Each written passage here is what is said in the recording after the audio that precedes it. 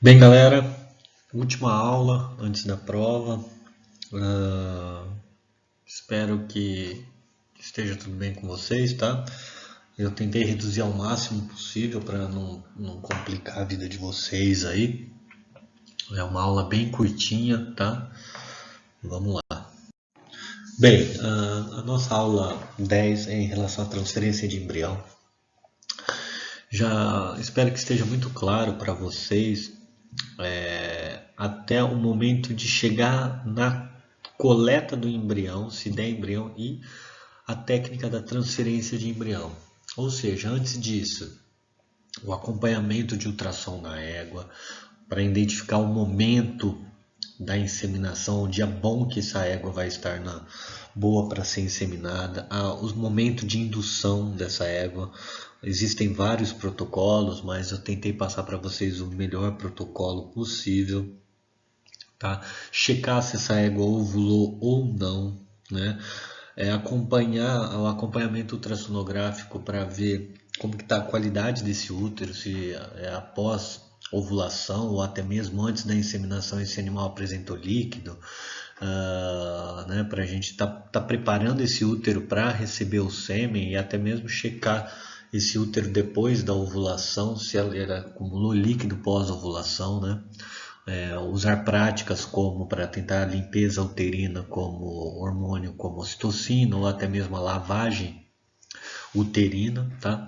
Para daqui a alguns dias e a partir do momento que a doadora ovulou, a gente sincronizar uma receptora, ou seja, sincronizar uma barriga de aluguel para um possível embrião daqui a alguns dias na coleta de embrião dessa fêmea. Se deu embrião no dia da coleta certinho, essa receptora, não só uma, mas se possível vocês sincronizarem duas receptoras para uma possível doadora e no dia da transferência escolher a melhor receptora, observando todo o acompanhamento que você fez até a indução dessa receptora, se ela ovulou certinho, né?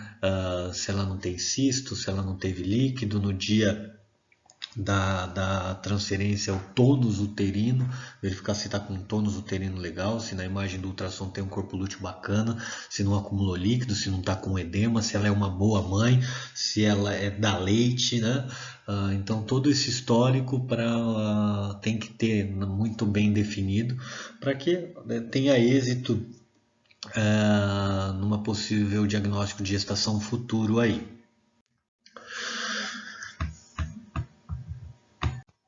Em relação à transferência de embriões, a transferência de embrião em éguas é a técnica de reprodução assistida mais utilizada em éguas. As razões para a aplicação comercial da TE compreendem: podemos obter potros de éguas reprodutivamente fora de serviço, obter vários potros de uma única égua por ano, obter potros de éguas doadoras treinando. Então vamos pensar, obter vários potros de uma única égua por ano. Então, por exemplo, o proprietário comprou uma égua muito ganhadora, boa, tem algumas coberturas de acasalamento de garanhões diferentes ou até mesmo de um mesmo garanhão, e ele quer apenas dessa égua tirar alguns embriões dessa égua. Claro, a associação vai cobrar algumas taxas, mas se for por gosto do proprietário e ele quiser tirar quantos embriões ele quiser e o poder aquisitivo dele e a condição financeira dele permitir, ele tem essa possibilidade, né? Obter potros de éguas doadoras treinando. Vamos pensar, o proprietário comprou uma égua que está em fase de treino e ele não quer interromper esse treinamento dela porque não quer manter ela gestante e tal, porque ele quer uma carreira de competição nela e ele quer tirar embrião. Então a gente pode, né, proporcionar isso ao proprietário, ou seja, ir até o centro de treinamento, controlar essa égua, inseminar essa égua. Se possível ela der embrião, a gente pode levar esse embrião, esse possível embrião, até onde as receptoras estão alojadas, né? Ou até mesmo se no centro de treinamento a gente acaba mexendo em alguns centros de treinamento que possuem receptoras lá próprias. Então, se eu conseguir sincronizar essa própria receptora para o proprietário lá no centro de treinamento, a transferência pode ser feita na receptora. Tá? Então essa é uma vantagem, né? O cara não precisa tirar essa receptora, essa doadora em treinamento e parar essa fase atleta dela. Obter potros de égua reprodutivamente fora de serviço, né? Vamos pensar numa égua que tem algum problema de locomoção, algum problema que impeça esse animal de manter uma possível gestação.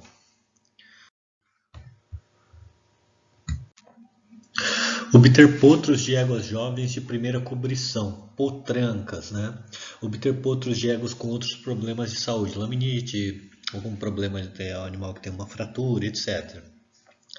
Técnica de resfriamento de embriões equinos, transporte curto de 24 horas, permite que o embrião seja coletado em varas e levado a uma propriedade para ser transferido. Olha lá, voltando no primeiro parágrafo, olha, obter potros de éguas jovens de primeira cobrição, potrancas, ou seja, vamos pensar aí, hoje já potrancas já com 2 anos e meio, dando o primeiro cio já estão sendo inseminadas e lavadas para coleta de embrião. Então, assim, por um possível medo, que ela é muito nova, ainda não está na hora de parir, né? Então, a transferência de embrião pode ser uma opção. Obter potros de éguas com outros problemas de saúde, laminite, problemas de algum tipo de fratura. Né? Vamos pensar uma égua que ela não consegue manter o quê? Uma possível gestação, né? A impossibilite de vir a manter a gestação e até mesmo parir, né? Então, a transferência de embrião te dá essa oportunidade de estar trabalhando com essas éguas com problemas, né? A técnica de resfriamento de embriões equinos, como eu expliquei no slide anterior, ou seja, posso ir coletar um embrião num centro de treinamento ou em uma área distante, coleto lá, venho com esse embrião até a minha central onde estão alojadas as receptoras e posso estar transferindo esse embrião num prazo de horas aí com uma margem de segurança legal, tá bom? A capacidade para transportar embriões resfriados dá ao veterinário então a oportunidade de oferecer serviços de TS sem a necessidade de manter suas próprias éguas receptoras, né? Então podemos trabalhar em conjunto, né? Então, por exemplo, assim, estou dando um exemplo, tá? Vamos supor, alguém de vocês vai mexer com reprodução, tal, não tem espaço físico no seu ambiente de trabalho para manter receptoras, apenas doadoras, ou você fecha com um proprietário para ir até a casa dele para coletar embrião, e ele também não possui receptores, vocês podem estar entrando em contato com algum veterinário ou alguma pessoa que tenha receptoras que faça esse tipo de serviço, né? Então vocês vão lá, tudo a combinar o preço, acabam meiando o serviço, tá? A égua doadora e a receptora devem ser completamente examinadas antes da introdução em programas de TE. Galera, isso é de tamanha importância, né? Vamos pensar primeiramente na doadora, né? O histórico dessa égua, né? Você precisa ter uma noção do histórico dessa égua. Essa estação mesmo, eu recebi uma égua que fazia 3 anos que não tirava embrião, e ela chegou pra gente, a gente assusta, né? Porque ela estava numa grande central e infelizmente ela não conseguiu dar embrião durante 3 anos. Então a gente já precisa, no momento em que começa a mexer com um animal desse, você sabendo a história, você já precisa saber algumas modificações na sua prática para poder estar trabalhando com uma égua nessa, né? Então você já precisa se munir de ferramentas, de protocolos diferentes para tentar fazer o diferente com essa fêmea para que ela venha a ter um sucesso numa possível coleta de embrião, algum embrião, né?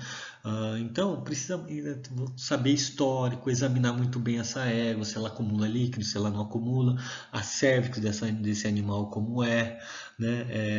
Tudo isso é de tamanha importância e não só nas doadoras, né, galera?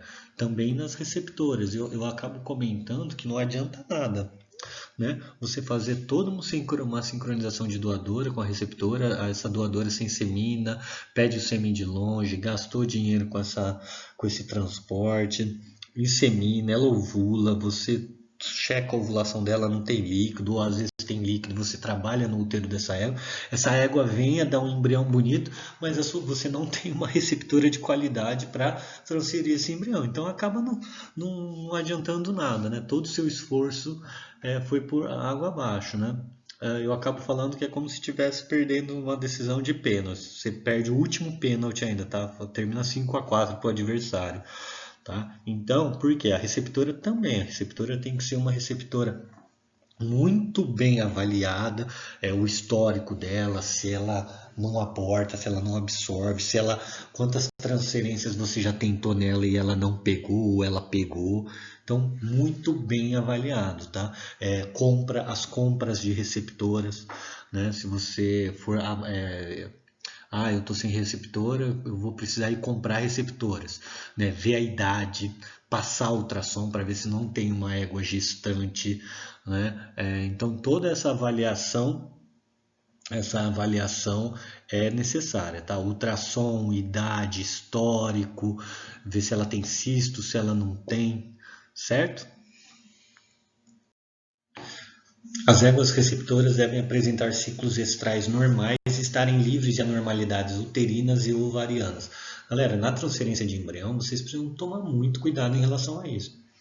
Vocês lutaram tanto por uma égua que não dá embrião, uma égua difícil de dar embrião, e ela, no dia da transferência, você ter receptoras sincronizados para essa doadora de péssima qualidade, então é como se estivesse perdendo a final da Copa do Mundo nos pênaltis. Você fez esse animal dar embrião e no dia da transferência tá com embrião, mas não tem receptora de qualidade para estar transferindo. Quando eu falo de qualidade, boa mãe, útero limpo, útero sem edema, útero com tônus forte, uma receptora que dá leite, uma receptora que não tem histórico de aborto, de absorção, uma receptora que não tem cisto, que ovulou certinho, que está com o corpo lúteo legal, tá?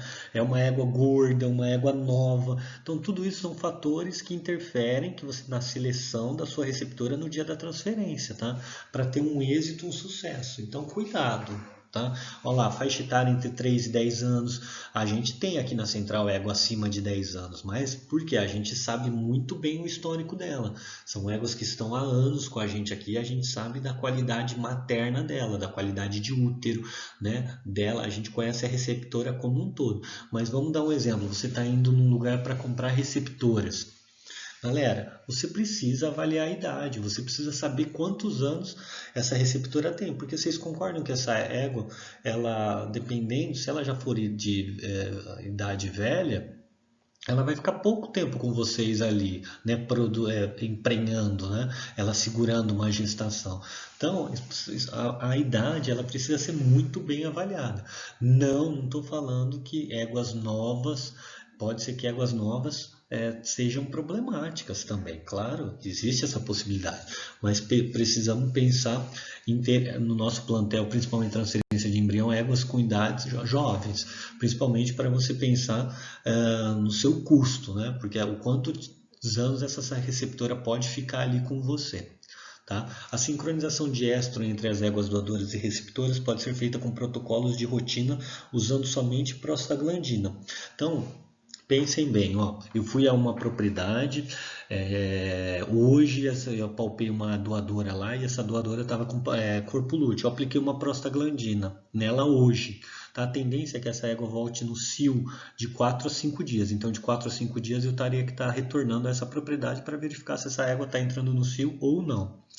Mas depois de 2 dias que eu aplico a prostaglandina na minha doadora, eu tenho que aplicar em receptoras. Então, eu já ligo lá para o rapaz que mexe com receptoras e já peço para daqui 2 dias que eu apliquei a prostaglandina. Então, se eu apliquei a prostaglandina hoje na doadora, daqui 2 dias eu mando o nosso funcionário aplicar prostaglandina nas receptoras. Ou seja, eu estou sincronizando a doadora com a receptora. Esse, para mim, é o melhor protocolo, tá?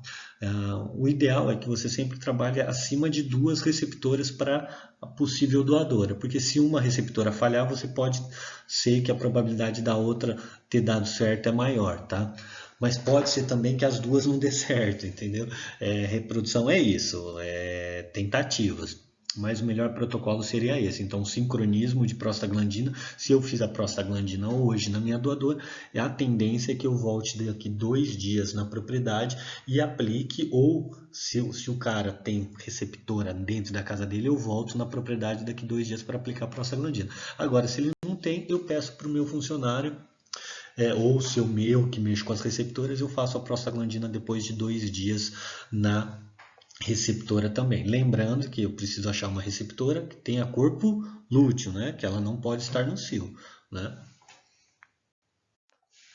Usar métodos apropriados para auxiliar a ovulação. Utilização de HCG ou deslorelina para aumentar as chances de concepção. Recuperação embrionária com sêmen fresco é maior que resfriado, que é maior que congelado. Bem, vamos lá. Galera, a utilização de indutores de ovulação, HCG ou GnRH ou ambos no mesmo animal. São protocolos diferentes. Galera, você vai saber da sua prática melhor do que qualquer um. É você que vai dizer. Eu vou falar a minha prática, qual que é. Eu adoro sêmens que vêm de fora, né, que tem um gasto ou que é difícil o pedido de sêmen, que muitas vezes eu não consigo sêmen porque o cavalo é muito requisitado, de avião, onde o lugar é muito longe. Gente, na minha doadora eu utilizo os 2 hormônios se possíveis, tá? Tanto o HCG quanto a deslorelina. Eu gosto de utilizar essas 2 ferramentas porque eu preciso ter a ovulação dessa minha doadora de qualquer maneira. Tá? De qualquer maneira. Agora vamos, então isso eu estou falando para vocês, semi-congelado também, né? Semi-congelado eu acabo utilizando, que eu tenho que ficar acompanhando de 4 em 4 horas a égua, então eu preciso fazer que ela ovule, porque senão eu fico indo na propriedade à toa. Eu acabo utilizando os 2 hormônios, tanto o HCG quanto o GnRH. Agora, vamos pensar num outro caso, numa propriedade onde tem o garanhão na própria propriedade. O garanhão está ali, está ali. Eu acabo utilizando só um hormônio, ou o HCG ou a deslorelina. A minha preferência nesse caso é o HCG, como indutor de ovulação. Então, eu acabo utilizando só esse hormônio. Por quê? Eu preciso também colocar na ponta do lápis o meu custo, né? Hormônios na reprodução é o que se torna caro, tá? Eu gosto de enfatizar o que é caro na reprodução. É os hormônios que você utiliza e o seu quilômetro rodado, né? A distância em que você percorre de uma fazenda a outra. Tá? É o que acaba custeando, o quilômetro rodado com os problemas de mecânica no seu carro. Então, voltando, eu gosto de utilizar apenas um hormônio, o HCG, porque o garanhão está ali, né? Caso essa égua não ovule, o proprietário é o dono do garanhão e não vai gastar com taxa de coleta, porque o cavalo é dele, e não vai gastar com motoboy. Então, eu acabo utilizando um hormônio só. Bom, nas receptoras, para indução, sincronização, indução de receptoras, né, eu acabo utilizando somente um hormônio também. Se eu tenho o HCG, eu utilizo o HCG. Se eu tenho a deslorelina, eu uso a deslorelina. A gente aqui na central acabamos utilizando mais o HCG, com uma dose um pouquinho inferior à que a dose que a gente administra nas doadoras, tá certo? Recuperação embrionária com sêmen fresco é maior que resfriado, que é maior que congelado, concordam? Perfeito, né? O fresco, a viabilidade dele é muito maior que o de um resfriado, que já está passando por um transporte, né? Uma queda de temperatura, né? E que o congelado, né? Que já a viabilidade dele cai muito, tá? Então, o que isso significa? Que a probabilidade de se você pudesse dizer de probabilidade, a probabilidade de dar embrião com um sêmen fresco é maior que a de que um sêmen congelado, que também, né? E o fresco é maior que o resfriado, tá certo? Devido à viabilidade do sêmen que cai de acordo com os métodos de preparação desse sêmen. Os embriões são transportados através do oviduto até o útero no 5º ou 6º dia pós-ovulação, quando se encontram no estágio de desenvolvimento de mórula compacta para blastocisto inicial. Galera, então, através desse parágrafo, a gente tem que tomar muito cuidado. Por quê? Alguns profissionais têm a tendência a estar até mesmo lavando égua abaixo ou muito acima desse período, né? Então, por exemplo, o embrião vai cair nesse corpo do útero mais ou menos no sexto dia. Então, não adianta você lavar embrião, tentar lavar essa égua antes. Porque se tiver, ele vai ser muito pequenininho, muito. E a dificuldade para você achar na lupa é muito grande, tá? E muitas vezes alguns profissionais têm a tendência a estender a coleta dessa fêmea lá para o nono, 10º dia. Aí a probabilidade de vir, se tiver embrião, a probabilidade desse embrião vir muito grande e poder acabar rompendo na hora da coleta, né? Ou até mesmo na manipulação.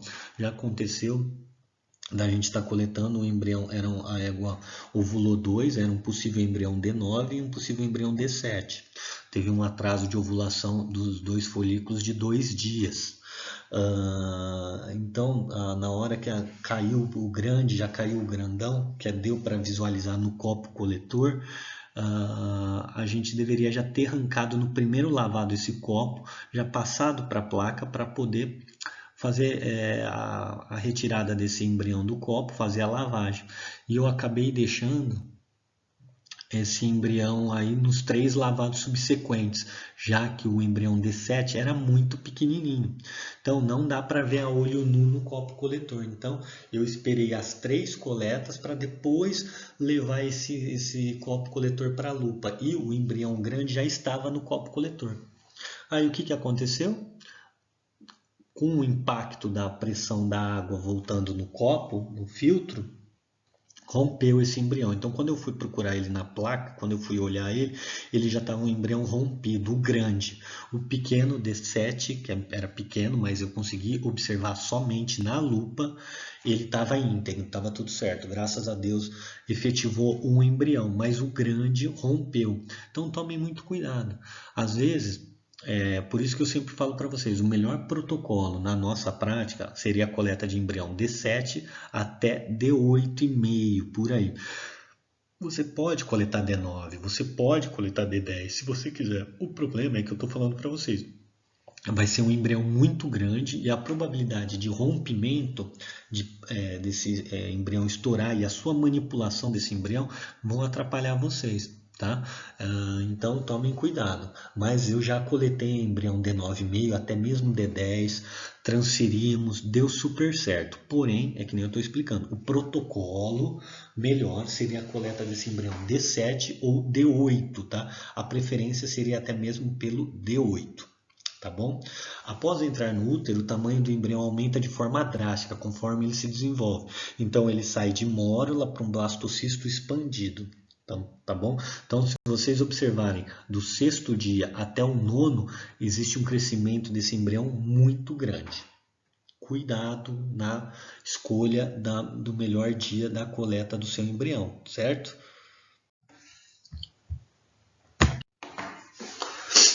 Recuperação de embrião entre 6º e 9º dia após ovulação. Podemos estender até 10º dia, 11º, isso depende de vocês. Então, a preferência de coleta entre o 7º ou 8º dia após ovulação. Tá? Éguas velhas e subférteis, a tendência é que os embriões venham mais fracos. Tá? Já tem até estudo em relação a isso, de éguas velhas e subférteis com embriões mais sensíveis, embriões mais danificados. Bem, vamos falar um pouquinho de procedimento da lavagem embrionária, né? Quem veio na aula prática teve a oportunidade de ver isso que eu estou falando, tá? Então, o ideal é que tenha um tronco de contenção, você lavar muito bem a região perineal ali, utilização de luvas estéreis, lubrificante estéreo, uma sonda bivona para coleta do embrião, que tem aquele mecanismo de inflar o balonete, o cuff, né? Com ar, a gente põe uma seringa de 60 ml, injeta ar no conector para inflar esse balonete para ocluir ao canal cervical, tá? Uma vez introduzida essa sonda no animal. A nossa prática de lavagem é de 3 litros né, de 3 litros, né? Então a gente lava com 1 litro, recupera todo esse litro. Se o embrião não tiver ali, a gente lava com o segundo litro. Se a gente não conseguir visualizar nesse segundo litro, lavamos com o terceiro litro, tá? Se não conseguir identificar no copo um D8, por exemplo, ou um D7, né? Enfim, se a gente não conseguir observar esse possível embrião no copo, a gente leva até a lupa, porque pode ser um embrião pequeno, tá certo? E que a gente acaba, por mais que colete D8, pode ser que ele seja um D7, D7,5. Então a gente acaba, e depende, às vezes tem muita sujeira na coleta dessa fêmea, muita célula de descamação que atrapalha um pouquinho sua visualização no copo. Então você acaba levando para a lupa para poder observar melhor. Tá? Professor, eu acompanhei profissionais que lavam com uma quantidade a mais, até 5 litros. Galera, é a prática de cada um. Se eu tenho a convicção de que os 3 lavados foram muito bem lavados e eu recuperei praticamente todo esse líquido e eu manipulei o reto cuidadosamente, mas de uma forma correta e veio todo esse retorno desse líquido, na minha prática eu não tenho a necessidade de fazer no quarto ou um quinto lavado. Agora, se teve alguma dificuldade em relação à recuperação desse líquido, eu faço mais lavagens, tá bom? Então, vamos lá, preencher todo o útero e cornos uterinos, massagear o reto, fazendo com que o líquido flua pelos cornos uterinos. E, galera, lembrando, precisamos recuperar totalmente esse líquido, tá? É importante que o filtro não transborde ou resseque, certo? Lembrem disso, o filtro não pode transbordar, então não pode ter muito líquido no filtro, e ele também não pode ter nada sem líquido. Então ele tem que ter uma quantidade de líquido para o embrião estar aí, e você levar esse copo coletor até a lupa para poder observar se tem embrião na lupa. Debris celulares, sangue, pus e fezes, isso atrapalha demais. Uma égua com endometrite pode te causar problemas, né? Então, uma vez que uma égua, eu já coletei muitas éguas em que no primeiro lavado veio só pus, né? Indicativo do quê? De uma endometrite, né? E acreditem, o embrião estava lá, né? Num ambiente completamente contaminado, cheio de pus, tá? Sugestivo do quê? De uma endometrite. Então, faria um swab, mandaria esse material para uma microbiologia para poder ver o tipo de bactéria ou até mesmo se é fungo ou não, tá? E poder tratar esse animal. Dependendo do protocolo da ferramenta que eu tenho nas minhas mãos, já entraria com um antibiótico ali para depois que viesse o resultado da cultura e o antibiograma, tentaria mudar esse antibiótico, tá? Mas já começaria a fazer um tratamento ali de imediato. Certo? A recuperação de líquido turvo indica que a água apresenta endometrite ativa no momento da recuperação dos embriões e requer uma avaliação, até mesmo um tratamento imediato. Olha lá, igual eu expliquei para vocês. A contaminação sanguínea do líquido retornado está associada com uma massagem muito vigorosa do útero ou manipulação excessiva do catéter, né? A gente às vezes pega profissionais que acabam manipulando demais o reto, pode até mesmo sangrar, né? Mucosa sensível ali do reto do animal, e até mesmo no movimento de avançar e trazer a sonda para frente e para trás, acaba o que? Lesionando a cervix, e pode vir o que? No lavado sangue. Tá certo? Então tomem cuidado. Isso tudo é deletério para um possível embrião que está ali no copo.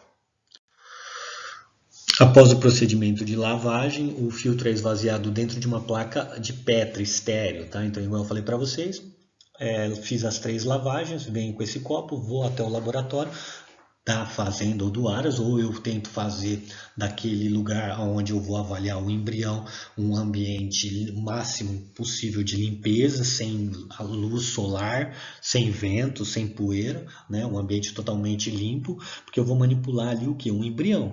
Então vocês precisam pensar que o melhor método de limpeza é um possível sucesso na sua prenhez futuramente, tá? Se não tiver essas boas práticas de manuseio para esse embrião, a tendência é que você não tenha êxito numa possível prenhez.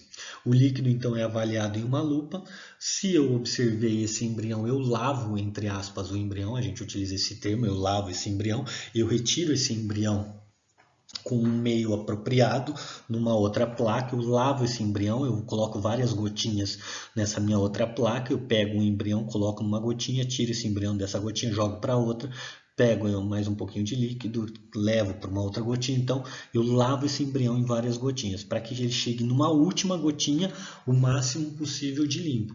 Então, quando eu falo para vocês tomarem cuidado no dia da coleta, né, um embrião muito grande, olha o tanto de manipulação que você faz para lavar esse embrião. Então tomem cuidado, porque a facilidade de romper esse embrião é muito grande. Tá? Os embriões podem ser manipulados em palhetas 0,25 ou 0,5. A transferência de embrião deve ser realizada o mais rápido possível depois da coleta. Então, uma vez que você coletou o embrião, se possível, vá o mais rápido possível até a central para poder transferir esse embrião na sua receptora sincronizada. Tá certo? Galera, queria agradecer demais vocês. Muito obrigado por me proporcionar dar aula para vocês esse semestre. Infelizmente, com essa pandemia não era do jeito que eu queria, porém tentei fazer o meu melhor possível, tentar passar minha experiência via computador para vocês. Que nem eu falei anteriormente, a central está de portas abertas para poder recepcionar vocês quando vocês quiserem fazer um estágio ou mesmo participar de uma aula prática no semestre que vem com a turma futura da Unilago, tá bom? Então, o convite está feito novamente. Um abraço, fiquem com Deus.